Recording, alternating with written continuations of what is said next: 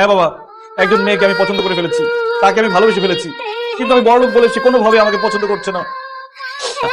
তোমার তো বয়স কম, শরীরে শক্তি বেশি, চলো না কালকে থেকে দুই ভাই মিলে গরিব হয়ে যাই, কালকে থেকে দুই ভাই মিলে ভ্যান অথবা রিক্সা চালাবো। কখনো না, আমি বড় লোক হয়ে জন্মেছি, বড় লোক হয়ে সারা জীবন থাকবো। তাছাড়া আমার এখনো বিয়ে হয়নি। তোর কথা মতো যদি আমি গরিব হয়ে যাই, রিক্সাওয়ালা হই, ভ্যানওয়ালা হই, তাহলে কোন ভদ্রলোক তার মেয়েকে আমার হাতে তুলে দেবে? হ্যাঁ না ভাই, আমার দ্বারা সম্ভব না, আমার দ্বারা গরিব হওয়া কোনো মতেই সম্ভব না। মা আমি জানতাম একমাত্র আমার কষ্টটা শুধু তুমিই বুঝবা। চলো না কালকে থেকে মা ছেলে দুজনে গরিব হয়ে যাই, বস্তিতে গিয়ে থাকবো আর ছোটখাটো কাজ করবো। এটা আমার দ্বারা কখনোই সম্ভব না। আমি বড় লোকের মেয়ে, আমার বিয়ে হয়েছে তোর বড় লোক বাবার সাথে, গরিবকে আমি কখনোই জানি না।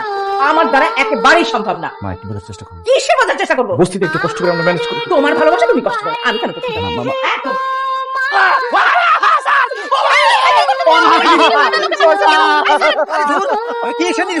এই, আপনি এখানে কি করতেছেন?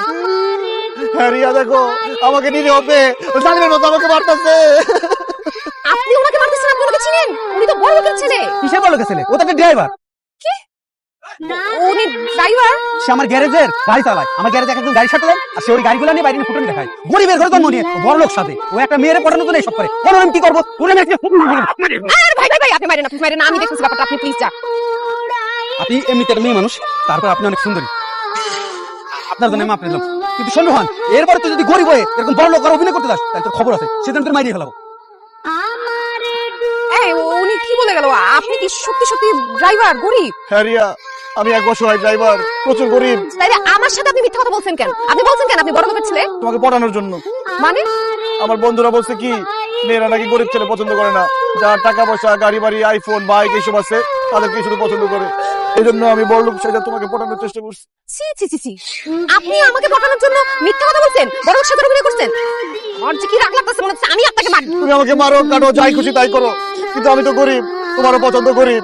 এখন তো আমাকে ভালোবাসতে তোমার কোনো বাধা নাই, তাই না? বাধা আছে, আমি কোনো ভালোবাসাবাসির মধ্যে নেই। করলে ডাইরেক্ট বিয়ে করবে। তাহলে তো আরো ভালো। তাহলে দেরি করতেছি কেন? চলো কাজে অফিসে যাই, বিয়ে করে বাড়িতে উঠে যাই। আস্তে আস্তে, এত গরম খাইলে জিব্বা পুড়ে দেবো। আপনার আব্বা মা কেউ আছে? অবশ্যই আছে, আমি তো রাজমা থেকে টপ করে পড়ে গেছি। আব্বা আম্মা বড় ভাই, এই চারজন মিলে আমাদের সুখের সংসার। আচ্ছা, আপনার আব্বা কি করে? ঝালমুড়ি বাস। আমি আপনার আব্বার সাথে কালকে একটু দেখা করতেছি।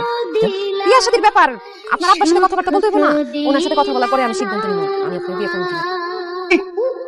আমি কেন ঝালমুড়িওয়ালা হয়ে ঝালমুড়ি বিক্রি করবো? আমার ভালোবাসার মানুষটার জন্য।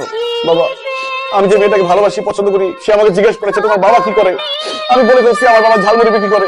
এখন সে কালকে তোমার ঝালমুড়ির দোকানে আসতে চায়, তোমার সাথে কথা বলতে চায়। প্লিজ বাবা, কালকে 10 মিনিটের জন্য তুমি ঝালমুড়িওয়ালা হয়ে যাও, সে যদি এসে দেখে তুমি ঝালমুড়ি বিক্রি করতেছো।